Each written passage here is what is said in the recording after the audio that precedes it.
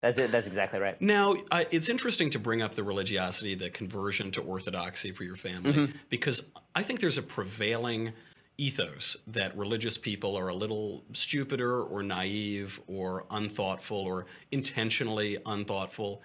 In my own experience, I find people who are not educated or necessarily intelligent can be quite religious. And I've found that people who are extraordinarily intelligent or educated can be quite religious and often are.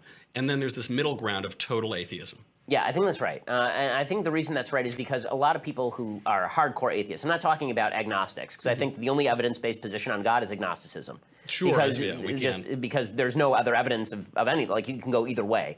But as far as kind of hardcore atheists, a lot of atheists who are very hardcore and very vocal about it, they seem to think they're the first people who ever figured out that like a virgin birth is kind of unlikely, or that God speaking from a mountaintop is kind of weird. Like there's people that's ever occurred to in the history of humanity. Like it's brand new, no one's ever thought of this. Or they'll talk about the problem of theodicy, and they'll sit around going, well, you know, I had a friend who died of cancer when they were young. How could a good God allow this? I mean, I'll bet you no religious thinkers ever talked about that. It's like there's 2,500 years of religious thought on exactly this topic. It is incredible that people will bring up this question as a trump card. Right. They'll say, well, why would a good God let bad things happen? And you think, you're not asking me that. You could Google it, and you would get eternal books about this. Right, and they may not satisfy you, but the idea that there's no sort of explanation for that any religious person has ever thought. Like, they expect me to convert on the spot. You're right, now I'm an atheist because you dropped that on me. No, I mean, most religious people have doubts. Most religious people understand that there's a difference between faith and knowledge. That's why it's called faith. Right? That's why it's called belief. You're a believer, right? You're not a knower, you're a believer.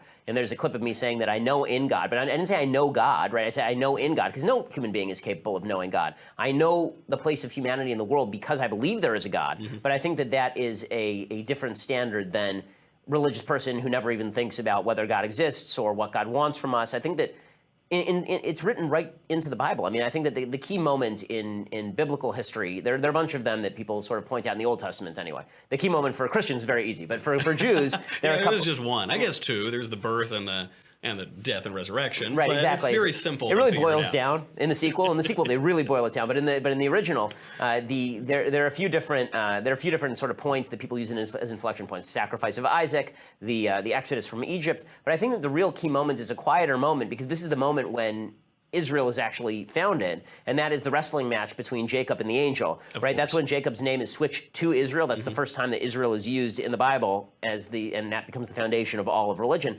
And Yisrael literally means struggle with God, right? It says right in the Chumash, it says right there in the Bible that this means, and you struggled with God and overcame.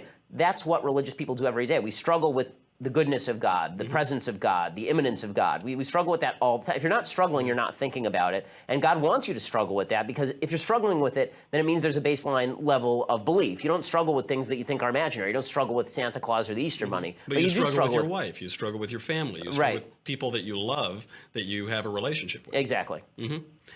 Do you think, because all the time we hear, especially from young conservatives, well, I'm fiscally conservative but socially liberal. Well, I just want to focus on policy that works.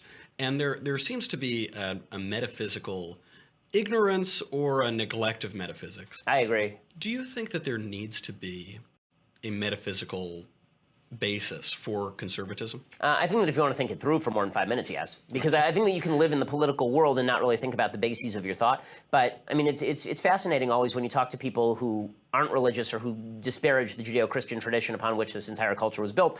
And they'll use Judeo-Christian terms, right? They'll use Judeo-Christian definitions of good and evil. They'll use Judeo-Christian notions of rights that don't exist in the absence of Judeo-Christian culture, right? They don't exist anywhere else on planet Earth for all time. Right. And you know, the idea that you haven't really thought these things through, it's dangerous. I mean, every political philosophy is based on a certain conception of human nature and humanity's place in the world and human value more than anything else. I mean, the foundational statement for all of Western civilization is the very beginning of Genesis, that God is made in man, that man is made in God's image. Right. Once you do that, you can talk about the value of man, the rights of man, what is man put here to do. But if you don't believe any of that, if you just believe that man is sort of a random assemblage of atoms that happened along, you know, because the universe is random and there are lots of iterations of it, then I find a hard time making the moral argument against, for example, things like slavery or abortion or tyranny or murder even. I mean, like or capital punishment on the flip side. capital punishment. I mean, if you are basically just an ant, unless you're a Jainist and you believe all forms of life should equally be protected, but that's a religion too. If you believe like a secular version of that, then okay, I guess I buy it. But otherwise, you have to explain what makes human beings special and why is that specialness worthy of protection. It does lead to this, what it seems to me, disingenuous determinism. That seems to be the logical conclusion of that materialist thinking. But And disingenuous is the right word, because I think that what ends up happening, it's very weird, is when you talk to a lot of people who are atheists. Like I read Sam Harris's books, and I've met Sam, and I think Sam's a smart guy. And when I read what Sam has to say, a lot of what he has to say is based on just an assumption of free will. There's an assumption that you can choose otherwise, that you are in control of your own life, and that you should live a moral life, that he has constructed for you his version of what morality looks like. Alan Dershowitz sort of has a similar model.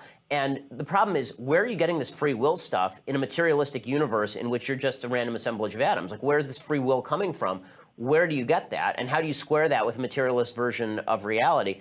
You know, I think that the best proof of God, I've always said this, I think the best proof of God to me is our own, is sort of a Cartesian notion that you are a thinker, you are a being. I can that acknowledge myself in right. the world. You are a self, right? You're not just a random assemblage of stuff that wakes up new every morning, and that if you have a hamburger, you're a different person than you were 1 minute before because you just put some new stuff in your body, right? The notion that you are a coherent human being with the capacity to think and the capacity to control your behavior and the capacity to change, that's the basis of all of civilization. You take away that basic Augustinian notion of free will, and it's all over. I couldn't agree more.